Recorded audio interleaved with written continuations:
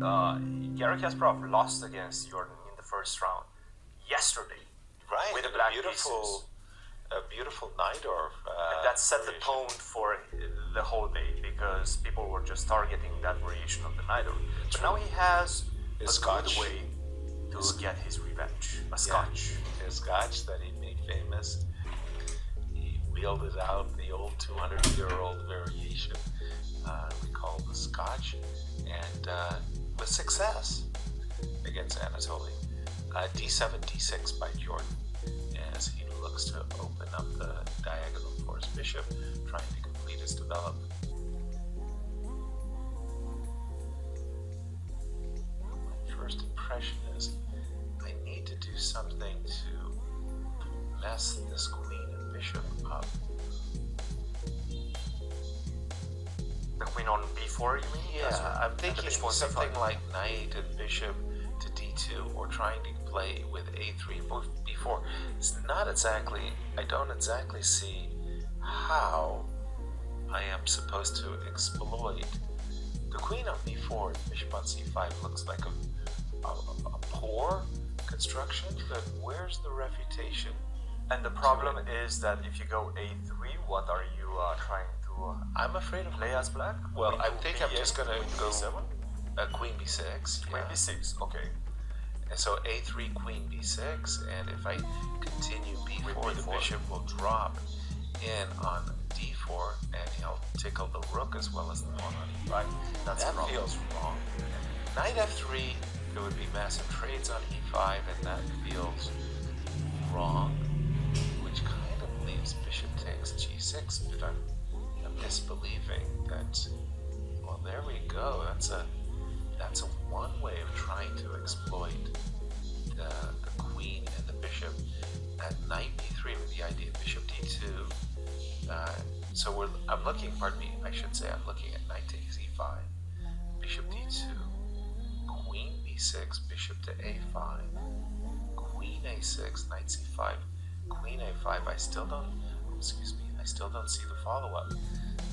Knight takes e5. Do you see a refutation? I do not see it.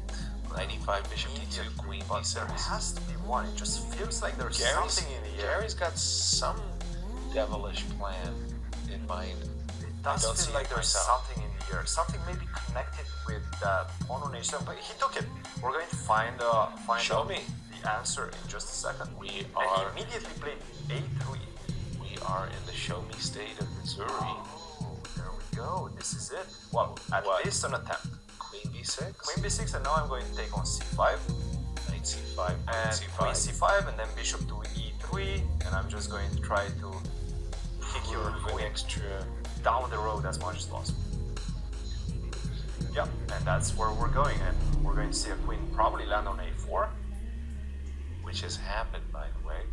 And again, it's a pawn. I mean, the knight on e5. Knight on e5 is anchored by a pawn on d6. That's usually great compensation for the two bishops. And Jorden is basically saying, I don't know, Gary. Looks a little strange to me if I play bishop e. Ah, there is a bishop h6 sighting. Oh, bishop h6. Bishop to h6, but then you can reply with knight to g6, and that's not going to force the loss of the exchange. I'm not sure. While the cat's away, the mice will play, as we say. Bishop h6, knight g6, f4. Idea if you take my bishop to play f5 looks speculative, but this is what Garry needs to do with the queen stuck over there on the. Okay, he's done it a different way. Moves right now. Bishop to d4, f6, bishop takes e5. Wow. Now we're going to try to trap that quick on a4. Can we do that? How are you going to do that? So it very much depends on what he takes with on e5. If he takes with suppose d6, d6, with a d6 pawn, really. Let's just suppose. Then I go c5. Well, he quickly took with the f pawn. He took with the f pawn, and then Jorden made the very natural developing move, bishop f5. And again, Gary's still fighting to show full compensation. 35 seconds. So, but he could on f5 and take e5. And that's exactly and if what you we go got. rook takes e5, he's got queen.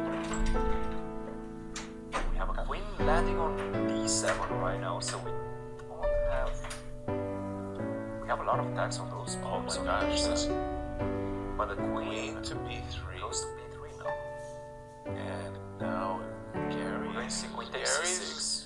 Gary's clock management, it was an epic fail in day one of the Blitz. Under 10 seconds now. No, he just that now he's going to be playing on increment absolute for the rest of this game.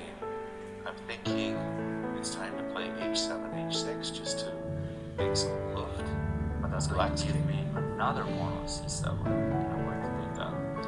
Well, always a question in these major piece endgames. Whose passers are the most effective? e5, e4 is coming fast. Jordan, Double-ish position. Yeah, Jordan's. What is Jordan's clock like? Right now, entering his final game. King h8 and very quickly, Garry, rook f1, e1. Both players back ranks one. And Garry intuits that it's about. Whoa! Garry could have taken on e5 and he would have definitely had better of a drawn position, but he played the most aggressive way. c5. Okay, that's a good move. Yeah, he didn't need to play queen e3. Queen e3 was a trap. Queen e3 would be Wait a done by minute, queen rook takes on e5, f1. yes. Rook, that can be taken. Rook to you f1, sure? I am going to take back on f1. Ah, yes, thank you. That is 2 pawns up, he understands. And the same thing. Rook f1 check is met by rook takes f1. You can take the queen, but rook on f8 isn't hanging. So Garry now 2 full pawns up. He does have a winning position, but it's all about the clock. 10 Now seconds it's all for about Garry. the clock. 27 seconds for Jorden.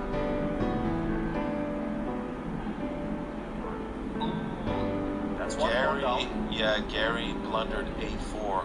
He just forgot that rook takes a4. Rook b6 and rook g5. Queen f3. Ooh, b7, look at that. Oh, Look at that. tactics.